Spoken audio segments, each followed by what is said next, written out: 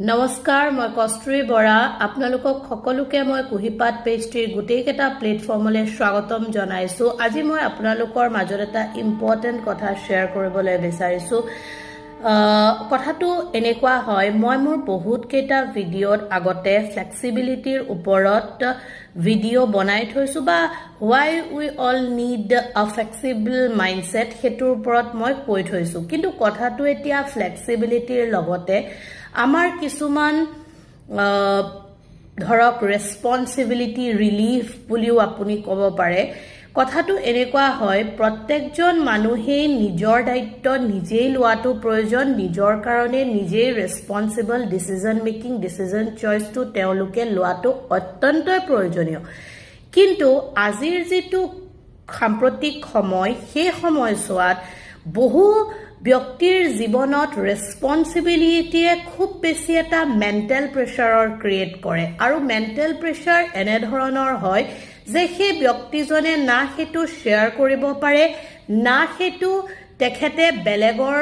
লগত ডিসকাস কৰিব পাৰে ডেফিনেটলি এইবোৰৰ কাৰণে আমি বহি আছো বা সাইকোলজিষ্ট কাউন্সেলৰ সকল আছে কিন্তু তাৰ উপৰিও বহু সংখ্যক এনেকুৱা ব্যক্তি আছে যোনে নিজৰ দায়িত্ব কেৱল পালন কৰাটোৱে মোৰ কাম বা মোৰে কৰ্তব্য এই মাইন্ডসেটটোত ভাবি বহুতবোৰ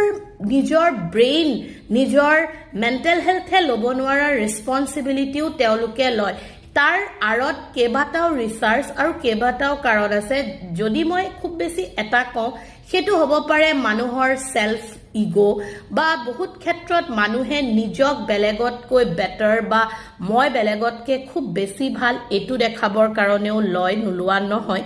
কিন্তু যদিহে আপোনালোকৰ ওচৰত আপোনালোকৰ কাখত আপোনালোকৰ হাতত আপোনালোকৰ সাপোৰ্টত এনেকুৱা ব্যক্তি আছে যোনে আপোনাৰ ৰেসপন্সিবিলিটি শেয়াৰ কৰিব পাৰে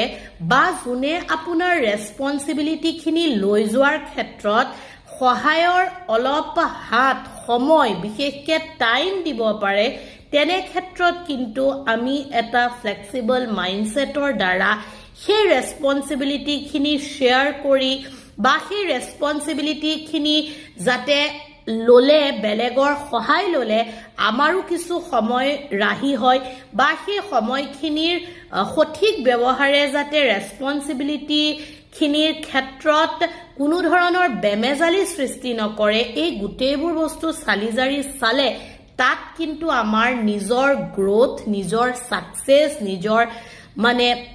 সময় কনজিউম ইত্যাদি গোটেইবোৰ বস্তু কিন্তু বোনাস আৰু বেনিফিটেড ওয়েট আমিয়ে পাব পাৰো সো তাৰ কাৰণে লাগে আমাৰ এটা দৃঢ় আৰু খুব বেছি গ্ৰোথ মাইন্ডসেট চিন্তাশীল মানসিকতা আৰু সেই মানসিকতাখিনি চালিজাৰি চাব পৰাটোৱে হ'ল আজিৰ সময়ৰ আটাইতকৈ ডাঙৰ বিষয় আৰু আজিৰ সময়ৰ অত্যাৱশ্যকীয় কাম Thank you so very much giving your valuable time to give